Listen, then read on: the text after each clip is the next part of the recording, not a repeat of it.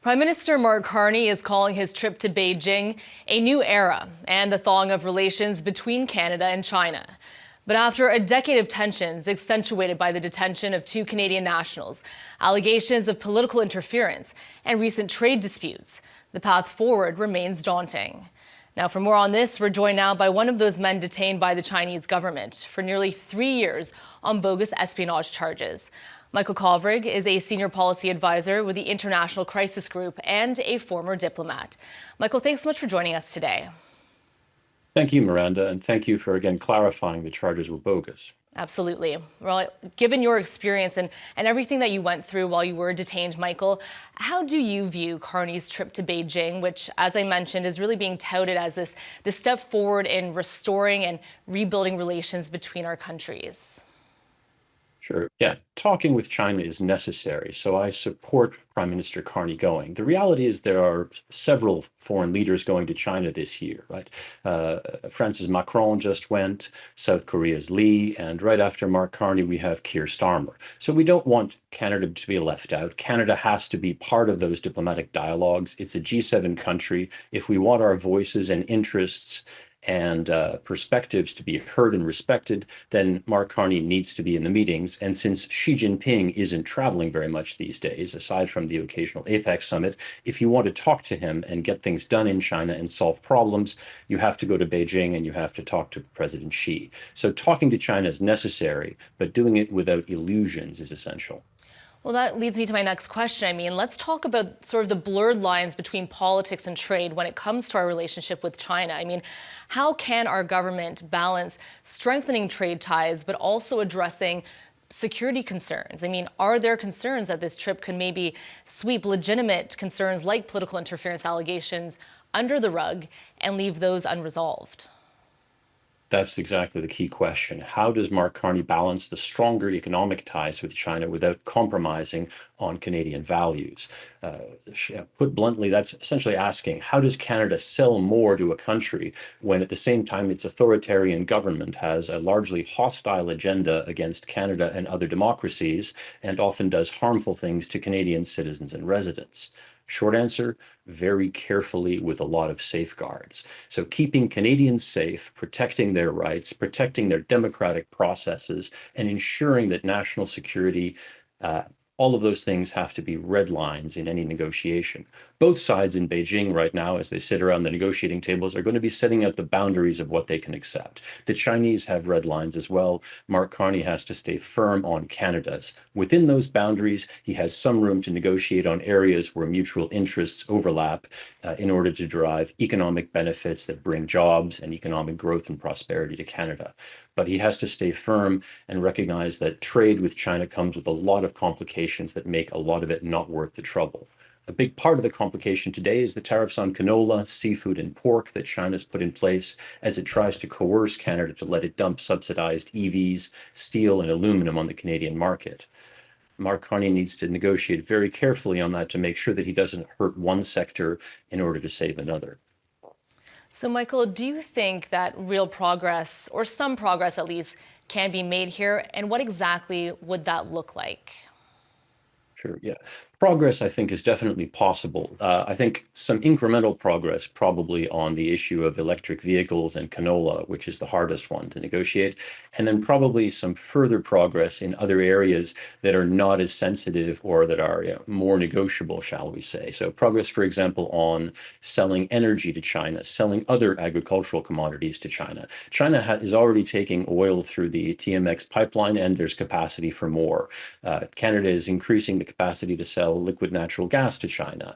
That's largely a win-win that is not very politically contentious. It's a question of capacity and the political framework that makes it possible. The crucial thing in any sector is to make sure that we don't sell too much to China, that Canada's government oversees sectors and doesn't interfere necessarily in the business operations, but makes sure that no one company or sector becomes so dependent on China that the Chinese government can then weaponize that to put pressure on Ottawa to change Canadian policies and constrain Canadian freedom and autonomy. That is the trade security balance that he has to keep. And Michael, what did you learn from your time in China that you think could serve as advice for our government on this particular trip? Well, a lot of things, but I studied China for a couple of decades, as well as spending time inside its system. First of all, don't mirror image. The Chinese, particularly people inside the Chinese Communist Party and the state, have a radically different worldview from people who grew up and live in liberal democracies. They see things very differently, and they also mirror image. They have different negotiating styles. So you need to start with understanding their worldview, have strategic empathy for their perspectives, even if you don't agree with them, to understand why they think the way they do and what makes them act the way they do, because they're not unpredictable. What's unpredictable, or in many cases erratic, has been Canada's policy on China, which seems to go through this cycle of excessive hope and optimism to frustration to bitterness and then back again. Instead, we need to have a long-term strategy that takes a holistic, whole of government and whole of society approach to understanding China deeply, understanding that we're not going to change China. And so we need to protect ourselves and seek areas where we can cooperate on China. I would expect a lot of discussions on economics, on climate and climate finance that could go fairly well, possibly even public health issues, people-to-people ties, increased tourism, some academic exchanges within areas that are not sensitive for research security, for example. So do you think Canadians are safer with improved relations between our country and China, or do you think we should always be wary of that government and it may always serve as a threat to us? I think the reality is citizens of open societies and democracies always need to be wary of any government that doesn't have checks and balances, that doesn't obey the rule of law.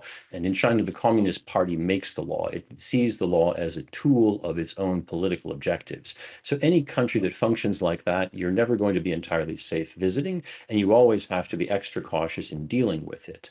And that's why you need careful safeguards. You need efforts to do further policing and intelligence around transnational repression, around espionage, cybersecurity issues, foreign interference. You need investment screenings. You need all those measures to protect Canadians. But at the end of the day, yes, if you have better diplomatic relations, then that does make Canada safer and more protected, because ideally, more and more things then can be raised by Prime Minister Carney and his ministers and officials and managed diplomatically. The crux of the problem in the crisis that I got pulled into was that Canada arrested Meng Wanzhou on a US extradition warrant, and China, instead of trying to solve the problem diplomatically, tried to solve the problem through hostage-taking, blackmail, and trade sanctions and threats, and it cut off all communications. So Canada's been trying to talk to China all along. What's changed since Mark Carney came into office, with a fig leaf for China of a change, is that Xi Jinping became willing to talk to Canada again. So we should use that opportunity,